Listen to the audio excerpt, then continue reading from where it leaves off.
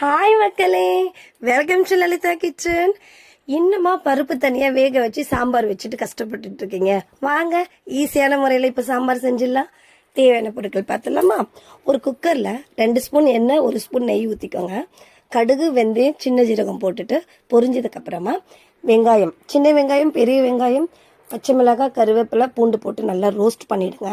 இதெல்லாம் ரோஸ்ட் ஆனதுக்கப்புறமா கொஞ்சமாக மஞ்சப்பொடி, பெருங்காயத்தூள் போட்டு கொஞ்சம் மிக்ஸ் பண்ணி விட்டுட்டு கட் பண்ணி வச்சுருக்க தக்காளி அதெல்லாம் நல்லா மிக்ஸ் பண்ணி விட்டுடுங்க.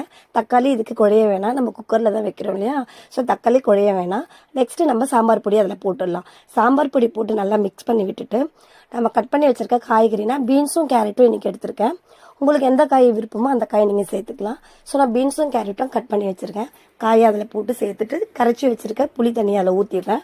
புளி தண்ணி ஊற்றி மிக்ஸ் பண்ணிவிட்டு கொஞ்சம் தேவைக்கேற்று உப்பு போட்டுடுங்க. ஸோ நெக்ஸ்ட்டு சாம்பாருக்கு தேவையே பருப்பு தான், ஓகேவா? பருப்பை 20 நிமிஷத்துக்கு முன்னாடியே நான் ஊற வச்சுட்டேன், வாஷ் பண்ணிவிட்டு. அதை சின்ன ஜாரில் மாற்றி 2 பல்ஸ் மூடில் விட்டால் போதும். இதை வேகவே வைக்க வேணாம், நீங்கள் அப்படியே இதில் ஆட் பண்ண போகிறீங்க. ஸோ 2 வாட்டி நல்லா அரைச்சிட்டு நம்ம கடலை பருப்புக்கு ரெடி பண்ணுவோம் இல்லையா, அந்த மாதிரி குறகுறப்பாக அரைச்சா போதும். அரைச்சதை ரெடி பண்ணி அதில் மிக்ஸ் பண்ணிவிடுங்க. காயில் போட்டு மிக்ஸ் பண்ணிவிட்டு தேவைக்கேற்ற தண்ணி, எனக்கு இந்த அளவுக்கு தண்ணி போதும், நான் 1.5 கப் தண்ணி ஊற்றுறேன். உங்களுக்கு தண்ணி வேணால் இன்னும் கொஞ்சம் சேர்த்துக்கோங்க. தண்ணி ஊற்றிட்டு மூடி போட்டு 2 விசிலுங்க, அருமையாக ரெடி ஆகிடுங்க. 2 விசிலில் ஆஃப் பண்ணிவிட்டு ஸ்டீம் போனதுக்கப்புறம் குக்கர் மூடியை திறந்துட்டு கொத்தமல்லி தழை கொஞ்சம் போட்டுட்டு நீங்கள் சர்வ் பண்ணிங்கன்னா அருமையான அமேசிங்கான சாம்பார் ரெடி. ஈஸியான மெத்தடுங்க. கண்டிப்பாக இன்றைக்கி ட்ரை பண்ணிவிட்டு கமெண்ட் பாக்ஸில் சொல்லுங்கள்.